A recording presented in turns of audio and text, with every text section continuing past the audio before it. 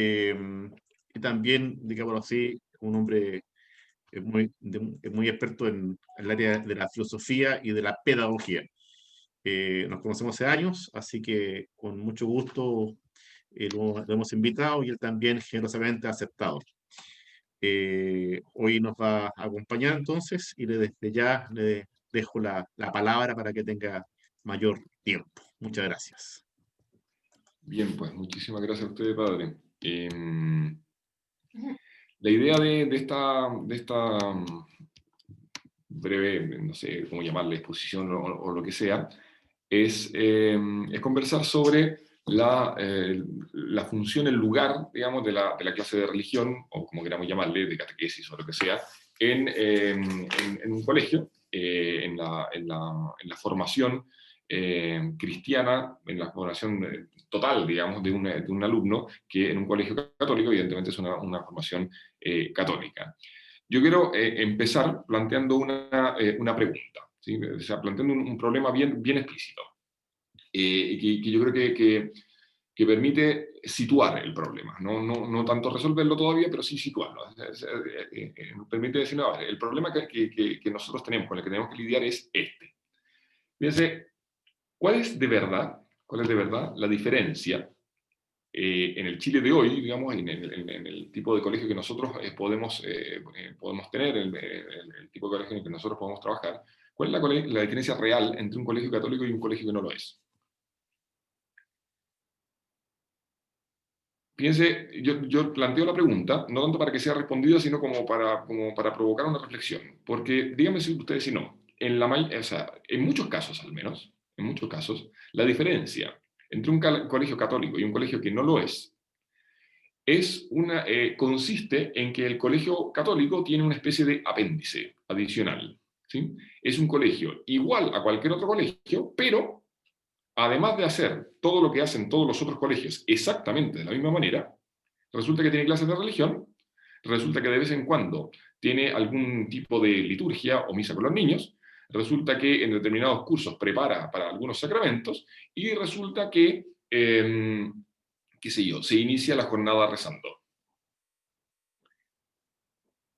Si nuestra respuesta de verdad es esa, si en el caso de cada uno de nosotros, profesores de distintos colegios, sucede eso, la pregunta que tenemos que plantearnos es, ¿de verdad debería ser esa? ¿De verdad tiene sentido que sea esa la diferencia entre un colegio católico y un colegio que no lo es? Se entiende más o menos el problema, ¿no? Aquí hay un dato de entrada que es muy importante y al cual nosotros normalmente no le tomamos el peso suficiente, pero que es muy relevante. No le tomamos el peso suficiente porque estamos completamente acostumbrados, porque llevamos décadas trabajando con este sistema. Y precisamente por eso no nos damos cuenta. El sistema escolar chileno es en la práctica, no en principio, pero en la práctica, si bien la Constitución consagra la libertad de educación y se supone que se fomenta la diversidad de proyectos educativos, en la práctica, en Chile, en este momento hay un esquema muy semejante al de la escuela única. ¿Sí? Nosotros tenemos un currículum nacional definido no por los colegios, sino centralmente por el Ministerio de Educación, que se aplica exactamente del mismo modo en todos los colegios de Chile, ¿sí? Y que es no solamente evaluado, sino principalmente controlado mediante pruebas estandarizadas. CIMSE y ahora PTU, ¿no? De hecho, yo siempre pongo el mismo ejemplo cuando me toca hacer clases de filosofía de la educación porque es muy gráfico, porque es muy notable, digamos. No es extraño que en un colegio cualquiera en Chile se interrumpa la actividad normal de un curso, por ejemplo, de segundo básico, o de cuarto básico, o de octavo básico, para preparar el CIMSE, ¿no? Pensémoslo. Se interrumpe la actividad normal del colegio para preparar una prueba que mide la actividad normal del colegio. Es rarísimo. Es muy extraño. Y lo que termina sucediendo es que, por definición de la autoridad competente, se tiende a que todos los colegios enseñen lo mismo de la misma manera. Si ustedes quieren un ejemplo muy gráfico de esto, y que está documentado porque ha habido un par de estudios al respecto. De hecho, es muy interesante porque uno de los estudios es de la Fiscalía Nacional Económica, es decir, un organismo del Estado que le preocupa, no el problema educacional, le preocupa el problema del monopolio. ¿Sí? Le preocupa que en algún determinado tipo de servicio haya un solo proveedor, porque eso hace que un mercado se distorsione. Bueno, la Fiscalía Nacional Económica estudió el mercado de los libros de texto en Chile. ¿Por qué? Porque resulta que dos editoriales concentran el 95% de la producción de libros de texto en Chile. ¿Por qué señalo esto? Porque en la práctica significa que todos los colegios de Chile enseñan exactamente lo mismo, exactamente de la misma manera, incluso con los mismos libros de texto. Porque el libro de texto no es solamente un libro del alumno, tiene asociado un manual del profesor. Y ese manual del profesor incluso tiene las planificaciones. ¿Me explico, no? Entonces nosotros no nos damos cuenta, pero nosotros vivimos en un contexto en el cual la diferencia entre los distintos colegios tiende a diluirse. Cada colegio tiene su carácter propio, evidentemente. Aquellos de ustedes que hayan trabajado en más de un colegio, ustedes se darán cuenta de que hay diferencias muy relevantes. Pero esas diferencias normalmente no son curriculares. Tienen que ver con otro tipo de problemas, ¿no? Yo trabajo en un colegio que con un esfuerzo gigantesco y con una especie de batalla campal permanente, una lucha que hay que dar todos los años, ha logrado tener planes y programas propios.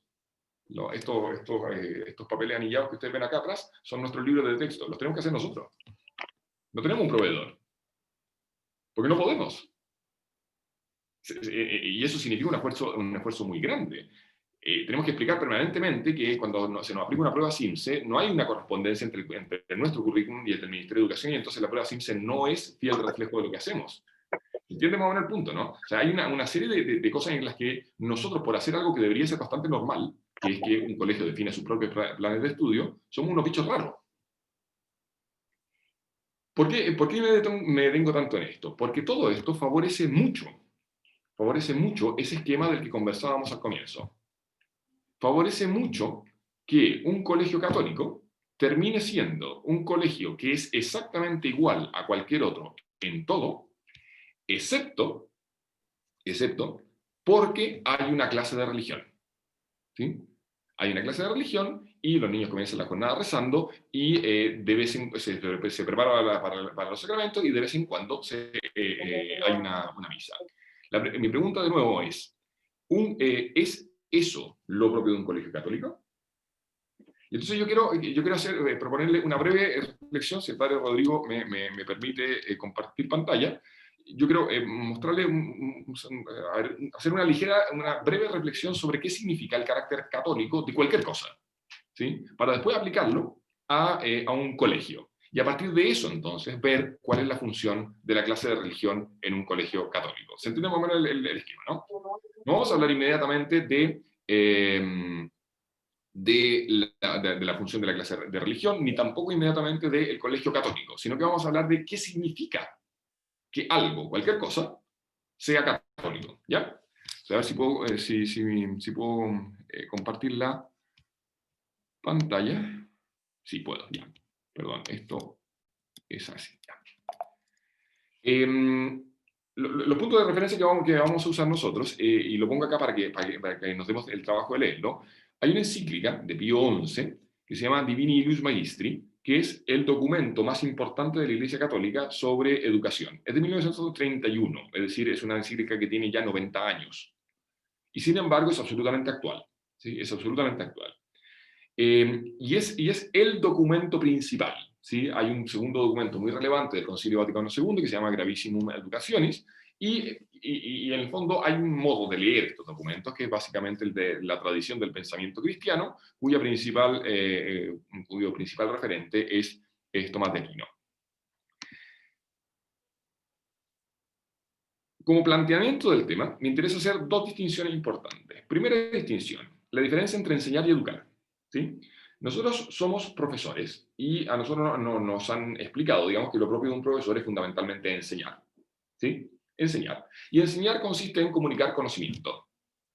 ¿Sí? Comunicar conocimiento. Una persona a la que se le comunica conocimiento es una persona que sabe una ciencia o que sabe una técnica. que sabe algo o sabe hacer algo. Y evidentemente eso es lo que nosotros, en lo que nosotros trabajamos permanentemente. O sea, si yo soy profesor de matemática, a mí me interesa que mis alumnos sepan matemáticas. Ahora, yo planteo una pregunta. Una pregunta. Cuando ustedes juzgan su propia tarea como profesores, y cuando ustedes juzgan la tarea de un colegio a partir de sus egresados, ¿en qué nos fijamos? ¿En cuánto aprendió de matemática, de biología o qué sé yo, o de historia? ¿O en qué tipo de persona egresó del colegio? Cambia la pregunta. ¿Con qué tipo de alumno egresado de mi colegio estoy yo más tranquilo? ¿Con aquel que no se sacaba muy buenas notas, pero yo sé que es una persona virtuosa, que va a ser un hombre de bien? ¿O con ese alumno que salió con promedio 8,4, pero que es deshonesto, que es ladino, que siempre anda esquivando las responsabilidades o cumple estrictamente lo necesario, que nunca se metió en problemas, pero no porque fuera virtuoso, sino porque siempre se las arreglaba para salir limpio? ¿Con cuál me quedo más tranquilo yo? ¿Con el primero o con el segundo? Se entiende más o menos el problema, ¿no? ¿Por qué con el primero?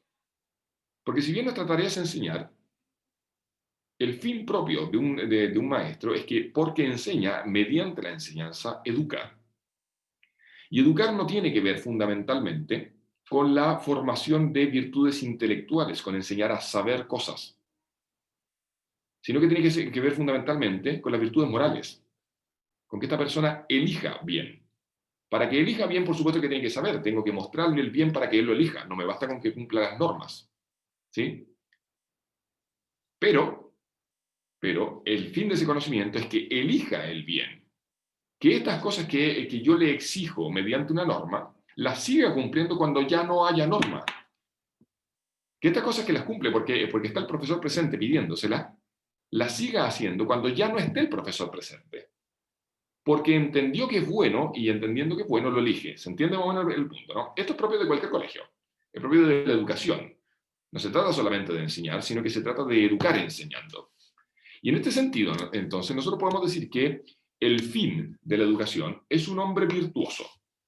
Es un hombre virtuoso. Hasta aquí no he dicho nada que sea propio de la educación católica. ¿Sí? El problema es que en nuestra experiencia personal y en nuestra experiencia respecto de nuestros alumnos, ese hombre virtuoso es muy difícil, si es que no simplemente imposible. ¿Por qué?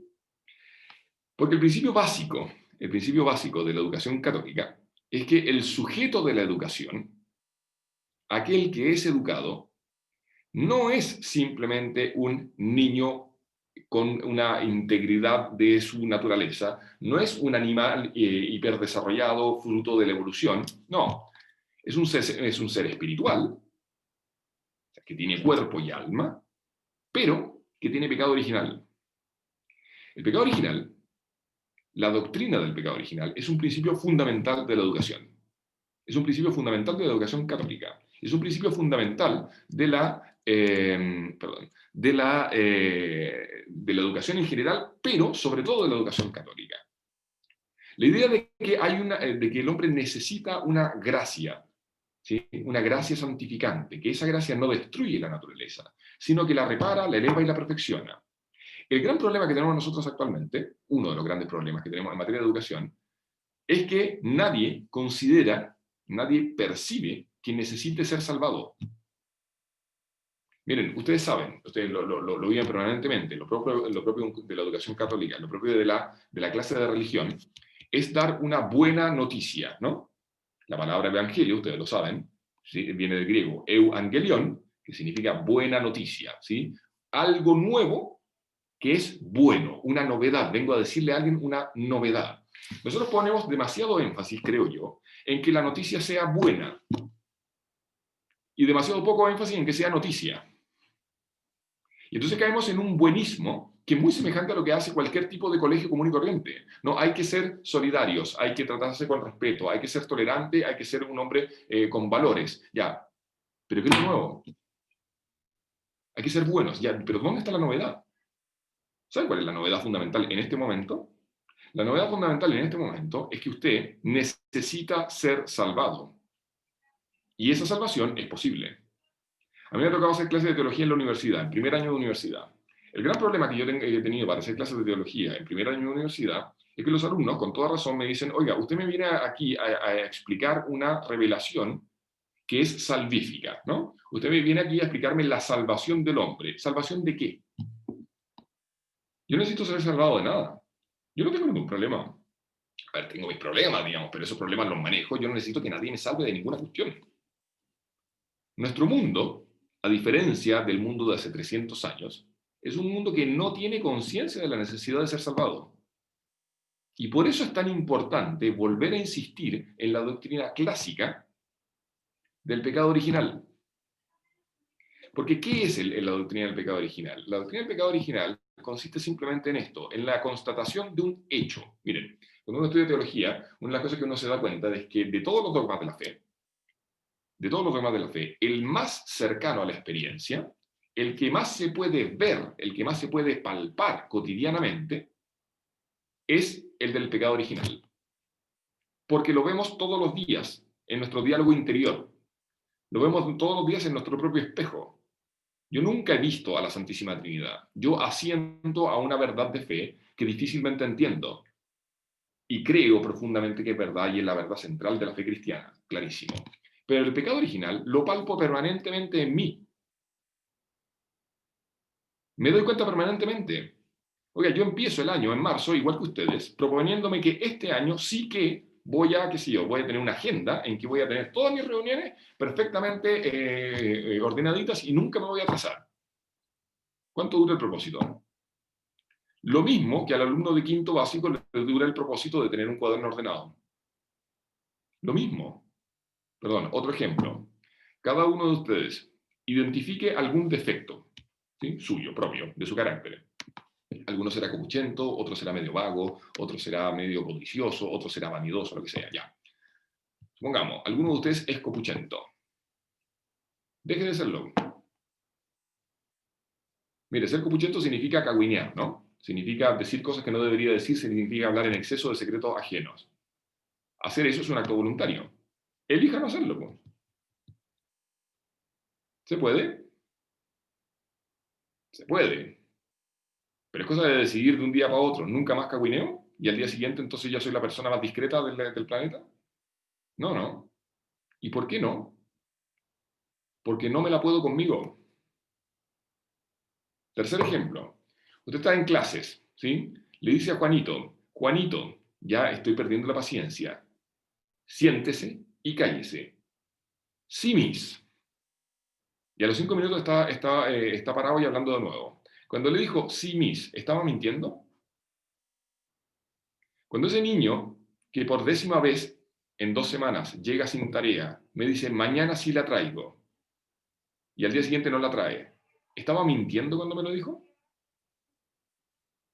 Mi hijo que me dice, papá, nunca más lo hago, y al día siguiente lo hace, ¿me mintió? ¿O de verdad quería no hacerlo nunca más? Y si quería no hacerlo nunca más, ¿por qué no lo hizo? Miren, el pecado original, el defecto en nuestra naturaleza, es un misterio y absolutamente incomprensible desde las ciencias naturales. Si yo analizo cualquier otro animal desde las ciencias naturales, la medida del bien es la medida del deseo. Si yo analizo un tigre de Bengala, la medida del bien del tigre de Bengala es la medida de su deseo. El tigre de Bengala no es goloso y por eso nunca va a ser obeso. No puede, porque su apetito es recto por naturaleza. Su apetito siempre está ordenado. Quiere lo que es bueno para él espontáneamente en cada momento. De manera de que si usted quiere que un tigre de Bengala llegue a la plenitud de su propia naturaleza, lo que tiene que hacer es dejarlo en paz. Que haga lo que tiene ganas de hacer en cada momento, porque esa es la norma del bien. En el caso del hombre, no. En el caso del hombre, si usted quiere que alguien realice plenamente su propia naturaleza, lo que no tiene que hacer es abandonarlo a sus deseos. Porque nosotros deseamos contra nuestra propia naturaleza. Porque estamos divididos. Porque el bien que quiero no lo hago. El mal que no quiero, eso hago. ¿Se acuerdan de San Pablo, no? Es que eso es el pecado original, po. Y por eso cuesta tanto educar. Si no hubiera pecado original, yo le enseño a algún niño, lo entiende y lo aprende para siempre. Yo le digo a un niño que no haga algo, entiende por qué no tiene que hacerlo y nunca más le tengo que volver a llamar la atención. Miren, un último ejemplo. Comparen su examen de conciencia de su última confesión, que, bueno, como están las cosas, seguramente fue hace como 5 meses, porque no hay manera de que a uno le administre los sacramentos en esta pandemia. Comparen su examen de conciencia de su última confesión con el anterior, con la anterior, ¿no? ¿Son iguales o son distintas? ¿Son distintas? Los curas siempre nos cuentan que confesar, o sea, es maravilloso, digamos, pero que, o sea, puesto en términos naturales, es lo más fome que hay. Porque los confesores siempre confiesan lo mismo. Todo el tiempo lo mismo. Una y otra vez. ¿Por qué? Porque hay pecado original. Esto, pedagógicamente, es súper importante. Es súper importante porque significa que no hay ninguna técnica, no hay ninguna didáctica que resuelva el problema. Usted ya puede ser el mejor profesor del mundo, ya puede ser un maestro en su propia disciplina. Usted puede hacer una clase absolutamente perfecta y educar sin equivocarse nunca a un niño. Eso no va a suceder porque usted también tiene pecado original, pero supongamos que sucede.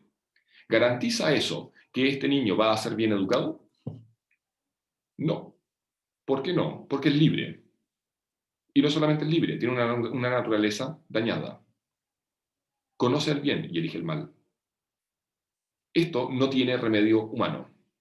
No tiene remedio natural. El único remedio es la gracia, comunicada por la Iglesia mediante los sacramentos. Por eso necesitamos ser salvados. Por eso, esto que nosotros aplicamos en el orden antropológico, lo podemos aplicar también en el orden social. Por eso el principio fundamental de la doctrina social de la Iglesia es que no hay solución definitiva. No es que no haya alguna parte de solución, sí, hay una parte de solución, pero no hay solución definitiva al problema social sin el Evangelio. No se puede. Una educación en valores no es suficiente. Un Estado razonablemente pacífico que no reconoce a Dios no va a ser capaz de resolver los problemas de justicia en el mundo. No va a ser capaz, no se puede, no hay solución sin el Evangelio. No se trata entonces, y por eso pongo este principio, de que no tenemos que enseñar ciencias, sino que nos tenemos que dedicar a catequizar a los alumnos todo el tiempo. No. No se trata de que en vez de enseñar biología, yo tengo que sermonear a mi alumno respecto de lo que está bien y lo que está mal. No se trata de que en vez de matemáticas estudiamos el Tratado de la Santísima Trinidad. No, no se trata de eso. Porque la gracia no destruye la naturaleza. Todo eso que es natural está muy bien, es necesario. Y por eso, en principio, un colegio católico se parece tanto a un colegio que no es católico. Por eso se parecen tanto, porque hacen las mismas cosas. La gracia no destruye la naturaleza, pero tampoco es una especie de añadido, ¿sí? En que yo tengo que hacer todo en el orden natural, y una vez que hice todo en el orden natural, entonces subo un escalón y paso al orden sobrenatural. No, lo que hace la gracia es que repara, eleva y perfecciona esa naturaleza. De manera de que cuando yo hago una clase de biología, esa clase de biología, porque es una buena clase de biología con la autonomía propia de la biología, porque es una buena clase de biología, al mismo tiempo que me está hablando del sistema circulatorio, al mismo tiempo y sin quitarle nada, le está dando gloria a Dios por la maravilla de la creación. ¿Se entiende el problema, no? No le quito nada al profesor de matemática, al profesor de biología, al profesor de física. Tampoco es simplemente que lo dejo que haga lo que se le da la gana, porque esto no tiene nada que ver con la revelación. Y entonces, además de la misma clase de matemáticas que se podría hacer en un colegio, que sé yo, sostenido por la masonería, resulta que este señor, además de eso, tiene una clase de religión. Se trata de que la educación católica pone en su centro, no ya a un hombre meramente virtuoso, sino a un hombre santo. En el entendido de que esa santidad no consiste en que yo, por mis fuerzas naturales, ejerzo la virtud y entonces llego a merecer el favor de Dios. La santidad no consiste en eso, sino que al contrario, yo, que soy un festival de defectos y que no me la puedo conmigo mismo, soy salvado, y porque soy salvado llego a tener virtudes. ¿Se entiende el problema, no? La Madre Teresa de Calcuta no fue una persona que porque era muy virtuosa llegó a ser santa, que porque ejercía mucho las virtudes entonces encontró el favor de Dios. No. Es una persona llena de defectos, igual que cualquiera de nosotros, que porque se abrió al don de Dios, llegó a poseer todas las virtudes que de hecho poseía. Pero es que claro, es que cuesta aceptarlo, pero el único bueno es Dios, no nosotros. Este principio suena aparentemente súper pesimista, pero en verdad mucho más optimista. Porque el don de Dios es mucho mayor que lo que nosotros podamos alcanzar con nuestras propias fuerzas.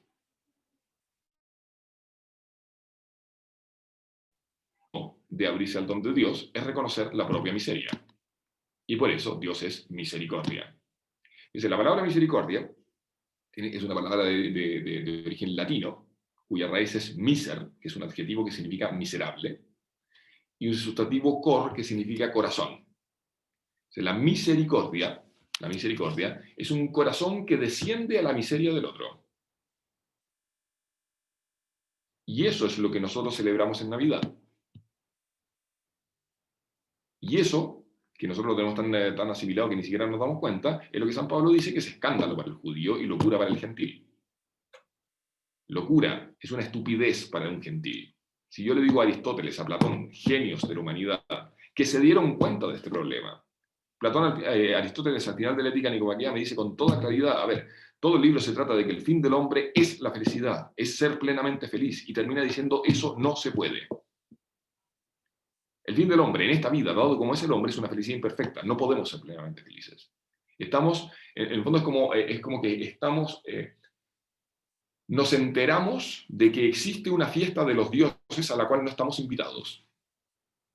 El perro no sufre porque nunca se enteró de que había una fiesta de los dioses que son plenamente felices. Nosotros sí sabemos que hay seres que son los dioses que son plenamente felices y no estamos invitados. Y entonces, bueno, se hará lo que se pueda, digamos. Hay que ser imperfectamente feliz y para eso hay que esforzarse en la virtud. El cristianismo viene a decirle a ese señor, mire, ¿sabe qué? Esos dioses que están en la fiesta, en verdad no son muchos dioses, hay uno solo. ¿Sí? Y tiene su fiesta. Es plenamente feliz, pero ¿sabe qué? Lo invitó. ¿Y por qué me invitó? Porque se le dio la gana. Oiga, pero si no gana nada. No, pues por eso. ¿Y cómo me invitó? Pagando su deuda. ¿Y cómo pagó su deuda? Haciéndose hombre. No, ya, ¿sabe qué? Demasiado. Que un Dios se interese en un hombre y que asuma la naturaleza del hombre, oiga, ¿de qué me está hablando? Por eso, ese fue el principal obstáculo. Ese fue el principal obstáculo en la predicación a los griegos. Para el judío es escandaloso. Para el pagano es una estupidez, es una locura. Es una locura. ¿Cómo es posible? Por eso antiguamente en la iglesia, cuando nosotros en el credo rezábamos y el verbo se hizo carne, perdón, no es esa la frase del credo, esa es la frase de San Juan. Bueno, ya me acordaré. Cuando se rezaba esa parte del credo que dice que Dios se hizo hombre, la asamblea se ponía de rodillas. Porque es un misterio asombroso de misericordia, mayor que la creación. ¿Se entiende el problema, no? Y eso cambia todo. Cambia todo. Entonces, la clase de religión, entonces, deja de ser un apéndice y se transforma en esa instancia en la cual se tematiza, es decir, se trata con detención y con atención aquello que es determinante en la educación de esta institución, en la educación católica, y que transforma, eleva, modifica en su raíz todo lo que se hace. Todo lo que se hace. Todo lo que se hace de modo distinto. Se hace lo mismo, pero de modo distinto. De manera que, así como aquel que trabaja, no sé, que trabaja no sé, trabaja de costurero, ¿sí? Fabrica ropa. Si usted le pregunta qué está haciendo en el orden puramente natural, está fabricando ropa. Pero si usted se lo pregunta en el orden sobrenatural, lo que está haciendo es dar gloria a Dios. Aquí pasa exactamente lo mismo. Un cura amigo ponía siempre el siguiente ejemplo. O sea, yo veo a dos personas que están tallando una piedra. ¿Sí? Entonces yo donde uno le pregunto, ¿y usted qué está haciendo? Yo estoy tallando una piedra. Respuesta correcta. Voy donde el segundo y le pregunto, ¿y usted qué está haciendo? Estoy construyendo una catedral. Respuesta aún más correcta. ¿Se dan cuenta de que no es un problema de que sean cosas distintas, sino que es simplemente la perspectiva desde la cual se sitúa? Porque los dos están haciendo materialmente lo mismo, pero la verdad última de lo que están haciendo es completamente distinto. Ese es el sentido entonces de lo que decía Santa Teresita, el que se agacha a recoger un alfiler, si lo hace por caridad, salva almas. ¿Se entiende la diferencia? ¿No? Entonces, no se trata de que yo, en vez de hacer mi clase, predico. Se trata de que todo está iluminado de un modo distinto. ¿Sí?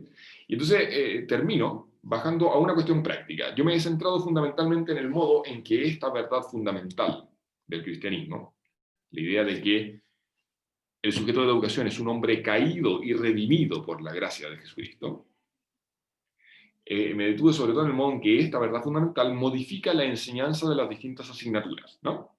Pero me interesa dar un último paso, ¿sí? Nosotros decíamos al comienzo, la tarea de un profesor no es simplemente enseñar, es fundamentalmente educar, ¿no? Entonces, nosotros ya hemos visto cómo esta verdad fundamental del cristianismo modifica la enseñanza. Yo ya no enseño de la misma manera, porque yo ya no enseño solamente cómo funciona el sistema digestivo, sino que causo en los niños el asombro por la obra de Dios. Ahora bien, damos un paso más. Si ustedes se acuerdan de su propia experiencia escolar, recordarán que todas aquellas cosas que realmente los marcaron, seguramente no son cosas que ustedes aprendieron en alguna asignatura, sino que probablemente son cosas que, digámoslo así, que se respiraban en el colegio en el que ustedes vivieron, ¿no? Lo estoy diciendo difícil, pongo un ejemplo. Piensen en alguna virtud que ustedes recibieron, que les fue inculcada por alguno de sus padres. ¿Sí?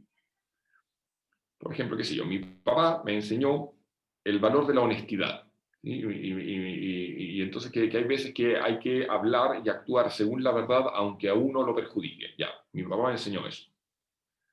Cada uno piense algo. Pregunta, ¿cuándo lo aprendieron?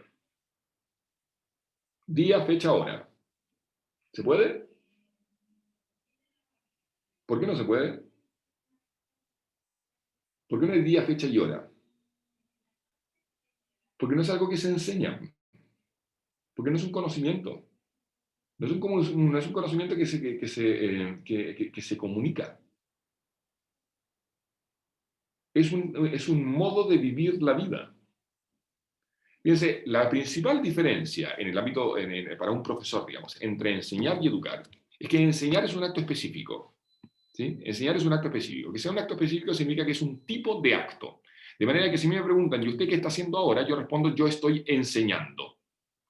Y estoy enseñando desde las 10 hasta las 11:30. ¿Sí? Y por eso, el acto de enseñar se planifica. Y porque se planifica, se evalúa. Entonces yo sé que la próxima semana, el día martes, de 11 a 12, voy a enseñarle matemáticas a este niño, tal cosa de las matemáticas. Y después de enseñarle eso, le voy a aplicar un instrumento de evaluación para saber si aprendió. Puedo yo decir, mire, ¿sabes qué? Converso con un amigo, ¿sabes qué? Mira, el martes no me puedo juntar contigo a las 11 porque voy a educar a mi hijo. a las 11, justo a esa hora. Lo voy a educar, en ese momento lo voy a educar en la virtud de la generosidad.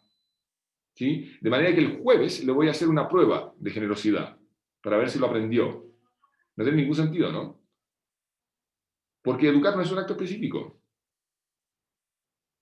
Educar no es un acto específico. Educar es un género de actos. ¿Sí? Educar es cualquier acto que por ser realizado por un educador le dice a un niño cómo debe vivirse la vida. ¿Se entiende más o menos la lógica, no? Lo que hace educativo a un acto educativo, lo que hace pedagógico a un acto de enseñar es la elección de enseñar. Lo que hace educativo a un acto educativo no es la decisión de educar. Lo que hace educativo a un acto educativo es quién lo hace. ¿Quién lo hace? Si este acto lo realiza alguien que de alguna manera es percibido por este niño como un modelo, es decir, como alguien que sabe hacer las cosas, entonces ese acto educativo. De manera que cada cosa que usted hace le está mostrando a un niño cómo se hace eso que usted está haciendo. ¿Se entiende más o menos la lógica, no? Por eso la educación tiene que darse siempre en ambientes protegidos, en que los niños no vean ciertas conductas que son dañinas para él. Y si las ven, que las juzguen. Y ese juicio tiene que estar iluminado por alguien. Iluminado por un adulto que le dice, mira, eso que tuviste no se hace. Se hace de este otro modo. ¿Se entiende más o menos el problema, no? Y por eso es muy importante que un niño siempre se vea expuesto solamente a conductas que es capaz de juzgar. No se trata de que viva en un ambiente en el que no exista el mal. Se trata de que viva en un ambiente en el cual el mal sea vivido como mal, de manera que él lo pueda entender. Entonces ve que un compañero de curso trata mal al otro compañero de curso, pero se da cuenta de que eso no se hace. ¿Sí? Este es el gran problema, perdón, paréntesis, Este es el gran problema con la exposición cada vez más precoz de los niños a la pornografía. Porque el problema es que es un mal que no son capaces de juzgar. No hay un juicio posible para un niño que no tiene una experiencia acabada de su propia condición sexuada. Y entonces va a terminar asociando la dimensión sexuada de la persona humana a esa porquería que vio. Y eso va a trastornar toda su visión de la sexualidad. Y por eso, perdone, me disparo yo, por eso no hay que darle celulares con internet a los niños. Pero evidente, no lo necesitan. No lo necesitan. Y si de verdad necesita comunicarse con su papá, que tenga un celular de palo que sirve para hablar. Porque ese tipo de imágenes a mí me atacan, me buscan ellas, no es que yo las busque. A todos ustedes les ha pasado que buscando cualquier cosa se encontraron con alguna porquería, ¿no? Bueno, cierro el paréntesis. Entonces, lo que educa entonces no es tanto un proceso planificado. Lo que educa es un modo de vivir la vida cotidiana. Y entonces respondemos a la pregunta que yo les planteaba hace un rato. Si ustedes piensan, ¿qué fue lo que más los marcó de su colegio, por ejemplo, o de su familia? Lo que más los marcó de su colegio era que en su colegio había algo que atravesaba todas las actividades y todas las conductas cotidianas del colegio. Yo tengo un colegio que declara en su proyecto educativo que los alumnos de este colegio son solidarios. Y resulta que nadie se presta a nada. Y que nadie se preocupa por el prójimo. Letra muerta. Yo tengo otro colegio que no lo declara en su proyecto educativo, pero permanentemente todos, desde el profesor hasta la persona que está en la puerta, están permanentemente preocupados de cómo está cada niño cuyo nombre conocen. ¿Se entiende, no? En ese segundo caso, yo estoy educando en esa solidaridad, como que ustedes quieran decirle, de modo mucho más eficaz, de manera de que cuando venga la explicación, no va a ser un sermón pegoteado como un pasticho a algo de lo cual no tienen ninguna experiencia. Cuando venga la explicación, va a ser iluminar intelectualmente algo que yo hago siempre. Siempre. Y entonces la pregunta respecto a la clase de religión no es simplemente cómo tengo que hacer mi clase de religión. La pregunta es fundamentalmente de qué manera esas verdades que yo tematizo intelectualmente en la clase de religión, aquellas cosas que yo estudio y considero intelectualmente en la clase de religión, de qué manera eso está presente y transforma de raíz todo lo que se hace en el colegio. No solamente la enseñanza, no principalmente la enseñanza. Principalmente la relación entre los niños, la relación entre el profesor y los profesores y los alumnos, el modo en que se hace el recreo, lo que yo permito y no permito, el modo en que juzgo la cultura en la que vivimos, lo que yo digo sobre qué significa ser varón y qué significa ser mujer, lo que yo digo sobre la familia, lo que yo digo sobre qué sé yo, el modo en que nos organizamos socialmente, lo que yo digo sobre todo, sobre absolutamente todo. Y entonces esos criterios, que son los que permean todas las actividades del colegio, resulta que hay una instancia que se llama clase de religión en que son estudiados. En que son estudiados.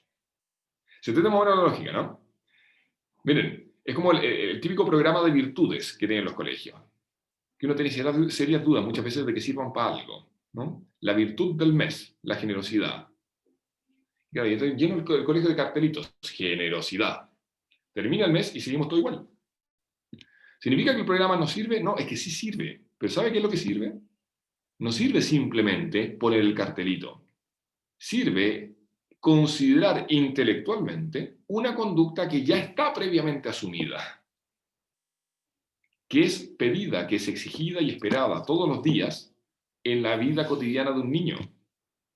Y entonces, yo le voy a decir, mire, esto en lo que nosotros machacamos todos los días y se lo pedimos de esta manera y de esta manera y de esta otra manera, eso que se llama generosidad, consiste en esto. Usted se da cuenta que esto es lo que siempre le estamos pidiendo, ¿no? Y entonces esa conducta meramente repetitiva, ahora que hay una consideración intelectual, es asumida como propia. Y se transforma en un hábito. Se transforma entonces en una virtud. La virtud no es puro condicionamiento, conductas mecánicas repetidas. La virtud no es conocimiento intelectual de qué es lo bueno y qué es lo malo. La virtud es un hábito, es decir, es un modo de ser que se manifiesta en conductas repetidas, iluminado por una comprensión. Por eso un niño pequeño no puede ser virtuoso, porque no entiende todavía. Porque para él lo bueno es simplemente obedecer. Y por eso, aparentemente, nos parece que los adolescentes son rebeldes. No son rebeldes. Descubrieron que hay principios. Y que esos principios tienen que ser conocidos. Y porque son conocidos, son elegidos. Y por eso el juicio de un adolescente es tan intransigente. ¿Se han dado cuenta, no? No hacen matices. Porque vieron una verdad y les parece que cualquier cosa que concrete esa verdad es una especie de claudicación, una especie de disolución del principio que ellos quieren en su estado puro. No es verdad que el adolescente es un tipo abúlico. Nosotros lo hacemos abúlicos porque no lo formamos en la templanza. Pero miren, un adolescente es un tipo que es capaz de pasar la noche afuera del Estadio Nacional para ir a ver Justin Bieber, digamos. ¿Me explico, no? Es capaz de hacer cosas súper difíciles. El problema es cuáles. Es cuáles. Y para eso le tengo que poner grandes metas. Perdón, me callo diciendo una última cosa, ¿sí? Porque ya hablé demasiado. Insistiendo en una última idea. Hay que volver a evangelizar, ¿no? Evangelizar significa dar una buena noticia. Dejemos de preocuparnos tanto, de una vez por todas, de que esa noticia le suene buena a un mundo que hace mucho tiempo que ha apostado de la fe. Perdón, en las misas de estos días se está leyendo una de las cartas de San Juan. Por favor, leamos con atención el juicio de San Juan respecto del mundo. Si usted se comporta como se comporta el mundo, tenga certeza de que no le va a achuntar. El mundo no es de Dios. Y por favor, si alguien tiene alguna duda, prenda la tele y vuelva a apagarla a los 5 minutos. No son esos los criterios. Nosotros no preparamos a niños para vivir en este mundo. Lo preparamos para cambiarlo, para redimirlo. Para eso necesitamos que nuestra noticia no solamente sea una buena noticia, en el sentido de ese buenismo medio floppy, digamos, medio gelatinoso, en que somos todos hermanos, somos todos solidarios, nos queremos mucho, y entonces no puedo juzgar a nadie, no puedo juzgar ninguna conducta y no hay bien ni mal. Dejemos de poner tanto acento en la bondad de la noticia y empecemos a poner acento en que hay noticia, tenemos algo nuevo que decir, algo nuevo, algo distinto. No se trata solamente de cuidar a las plantas, no se trata de ser todos hermanos, no se trata de que hay una salvación que todos nosotros necesitamos y es posible. Y es posible. Y es posible mediante los sacramentos. Y de esa manera, entonces, la ética cristiana va a dejar de ser un catálogo de preceptos recibidos desde fuera, inventados por alguien para molestar, y va a ser percibido, en cambio, como la verdad del hombre. Como la verdad del hombre. Pongo un par de ejemplos sobre este punto y ahora sí que prometo que me callo. Fíjense, una persona que ama a su cónyuge, ¿se percibe a sí misma coartada por la indisolubilidad del vínculo matrimonial? No, no. ¿Quién se percibe coartado por la indisolubilidad del vínculo matrimonial? El que quiere separarse, pues. Ese lo percibe como un límite. Una persona que ama a su cónyuge, ¿percibe como un límite el deber de fidelidad y la prohibición entonces de meterse con otro que no sea su cónyuge? No, no. Una persona que conoce la verdad del varón y de la mujer y que ama a una mujer, ¿sí? En una circunstancia en la cual todavía no puede unir plenamente su vida a ella y por eso quiere donarse a ella, pero no está en condiciones de hacerlo plenamente. Si entiende bien eso, percibe como una limitación a su libertad y al ejercicio de sus derechos sexuales y reproductivos, el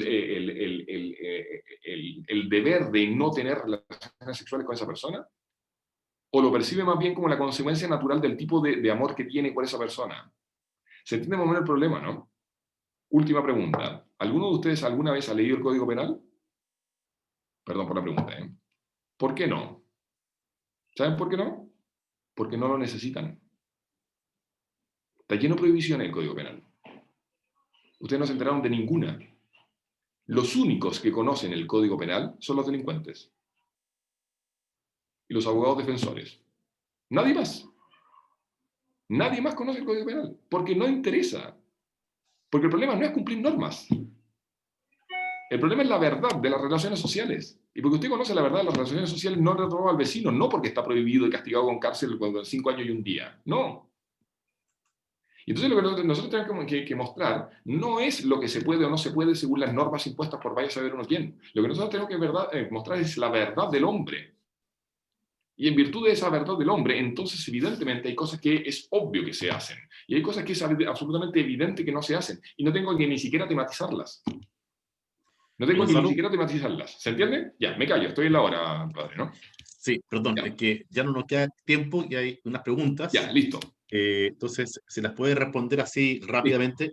Voy. Eh, Dice, el gran problema hoy es la descalificación de ser cerrados de mente. Sí, ¿Cómo enfrentar el relativismo moral donde la verdad y el bien es relativo? Ahora último, reforzado a nivel civil con leyes como la eutanasia y el aborto. ¿Qué hacer con este tipo de pensamiento que impera, donde cambiar el mundo es abismantemente diferente al plan de Dios? sí. Mira, yo creo que nosotros tenemos una especie de complejo, ¿sí? Nosotros estamos demasiado convencidos de que las razones, ¿sí? Las razones del relativismo, que las razones, ¿sí? Del relativismo moral, del relativismo cultural, que, que el aparato teórico de la ideología de género, por ejemplo, que el aparato teórico de esta ideología imperante, creemos que es mucho más consistente de lo que de verdad es. Y nos olvidamos de que casi siempre ese relativismo es profundamente ideológico. Y el hecho de que sea ideológico significa que la gente no adhiere a ellos porque lo entendió bien y se dio cuenta de que eso es una verdad, sino que adhiere a ellos porque le resulta mucho más fácil vivir de esa manera. Y entonces, el momento en que ven una verdad consistente, esa verdad, como la verdad de Jesucristo, perdone, es signo de contradicción. Divide. Divide porque me fuerza. Porque como yo tengo una cabeza, una inteligencia a la cual la verdad se le impone, Cuando me muestran algo verdadero, bien argumentado y desde la caridad, cuando me muestran una verdad argumentada desde la caridad, pongo un ejemplo súper claro y súper actual. Cuando a mí me muestran la verdad del varón y la mujer, la verdad del varón y la mujer desde la caridad, es decir, eso no significa que yo tengo que andar tratando de cierta manera despreciativa a las personas, sino que se trata de que hay una verdad y que a todas las personas se les trata con caridad, y la primera caridad es es comunicarles esa verdad. Bueno, resulta que una persona de buena voluntad, abierta a lo verdadero, no le va a quedar más que asentir. Y casi siempre, si no asiente, es porque no quiere. Es porque no quiere. ¿Se acuerdan de ese pasaje del Evangelio de San Juan en que los fariseos interrogan hasta el hipo 400 veces, incluso a los papás, al ciego que fue curado por Jesús? El problema del fariseo es cómo lo hago para que esto no sea verdad, porque si es verdad, estoy sonado, tengo que aceptarlo. Cuando Jesús resucitó a Lázaro, decidieron matarlo. Oiga, resucitó a un muerto. Resucitó un muerto, ¿de qué estamos hablando? Pero el problema es que si yo acepto que resucitó el muerto, tengo que cambiar de vida. Y no estoy dispuesto a cambiar de vida. Y entonces tengo que lograr que deje de resucitar muerto. Es la mala voluntad el problema. Entonces, ¿cómo lo hacemos en este mundo tan relativo? Bueno, hay que decir la verdad de manera razonable, con caridad y de modo razonable, desde la caridad. Pero la caridad no consiste en consentir en el pecado del otro. La caridad consiste en mostrarle la verdad para que él elija. Y si no quiere elegirla, bueno, yo hice lo que estaba en mi mano. No se trata de recorrer el mundo mandando el infierno a las personas, se trata de manifestar la verdad. Manifestar Hay, verdades en paz. Ya me cayó. Padre Rodrigo, pregunta. sí, es que hay una más, pero se la voy a comentar porque está creo que respondida. Porque dice que, claro, el mundo le plantea a los niños ciertas verdades y cuando en la clase de religión vamos a intentar hacer esto, que ustedes decían en clases, demostrar la verdad revelada de Jesucristo, le va a causar una desilusión, digamos. O sea, lo que me dijeron no es verdad. Mm, Pero creo que al final debe ser al revés, digamos. O sea, se le crea la ilusión de conocer la gran verdad, digamos. sí, claro. Y la desilusión de que el mundo no ha dicho la verdad. Y que no hay problema en eso, digamos. Miren, todos ustedes tienen experiencia de jóvenes que se atrevieron porque entendieron algo, porque vieron algo, porque fueron tocados por una cierta luz mediante ustedes, no se la dieron a ustedes, digamos, pero mediante ustedes, porque vieron eso, se atrevieron a ser de verdad rebeldes, no como sus compañeros de curso que juegan a ser rebeldes y en el fondo hacen lo que hacen todos, se atrevieron a ser en verdad rebeldes y no a hacer lo que hacen todos. Es súper difícil, requiere una valentía gigantesca y hay que facilitarlo. Nosotros tenemos que ir paulatinamente logrando que eso sea cada vez menos difícil para un joven que vive, que vive, porque actualmente viven en un colegio. Que sea cada vez menos difícil apartarse, sin juzgar necesariamente, apartarse de lo que hacen todos y hacer lo que él considera verdadero. Perdone, no nos olvidemos nunca, el virtuoso siempre es odiado porque denuncia el vicio. Denuncia el vicio. Calladito, no hace nada. Pero, a ver, perdón, padre Rodrigo, pero típico ejemplo. El tipo, el alumno del curso, que fue el único que no copió en la prueba, es insultado por sus compañeros de curso. Es que tú te creís superior. ¿Sí? Es que tú estás diciendo que nosotros somos unos no sé qué. El tipo no hizo nada, ¿eh? De hecho, no solamente no hizo nada, sino que lo que hizo fue no hacer algo que hicieron todos. Pero claro, con el no hacerlo muestra que se puede. Y mostrando que se puede, los denuncia. Y claro, estos reaccionan contra esa denuncia. ¿Se entiende más o menos la lógica, no? Entonces, Don Bosco decía, se trata fundamentalmente de remover obstáculos. ¿Sí? Hay un librito chiquito que nosotros se lo damos a nuestros profesores de colegio que se llama, de Don Bosco, que se llama sobre el método preventivo en educación. Y lo que dice es precisamente eso. Mire, o sea, lo que usted tiene que hacer más que exigir normas es remover obstáculos. ¿Sí? Remover obstáculos. Hacer que el bien sea fácil. De manera que sea obvio. Las virtudes tienen que, pero si cuando son virtudes, cuando son hábitos, llegan a ser lo obvio, lo natural. Así se vive. Perdón, me permite un último ejemplo, para Rodrigo, para esto. Miren, yo siempre uso el mismo ejemplo. Uno va caminando por la calle, supongamos con un amigo, mi amigo es medio deshonesto, ¿ya? Yo voy caminando por la calle y veo que el señor que va caminando al frente, bueno, ya no caminamos por la calle y no hay señores caminando al frente, pero bueno, cuando solía suceder eso, vemos que al tipo que va caminando al frente se le cae la billetera, ¿no? Entonces yo me apuro, recojo la billetera, corro donde este señor, tome, se le cayó. Entonces, vuelvo y mi amigo me dice, oye, ¿y por qué hiciste eso? Primera respuesta de alguien que lo hace espontáneamente. ¿Por qué hice qué? Devolverle la billetera. Respuesta absurda del tipo que tiene la virtud. ¿Por qué era suya? Ya, pero ¿por qué se la devolviste? O sea, uno no entiende ni siquiera la pregunta, ¿no? ¿Por qué no? Porque para el virtuoso el bien es obvio. Es evidente. Eso es lo que hay que lograr. Que ni siquiera aparezca la posibilidad contraria. O sea, dejemos de tematizar tanto el mal, por favor. El mal es relativo al bien, el bien no es relativo al mal. Yo no necesito la enfermedad para entender la salud. Yo necesito la salud para entender la enfermedad. El que entiende la salud, el día que se encuentre con la enfermedad, la va a entender como enfermedad solito, sin que nadie se lo haya explicado. No necesito explicar el mal moral. Necesito explicar el bien. Y Muy bien, naturalizarlo, que sea lo obvio. Ya, me callo.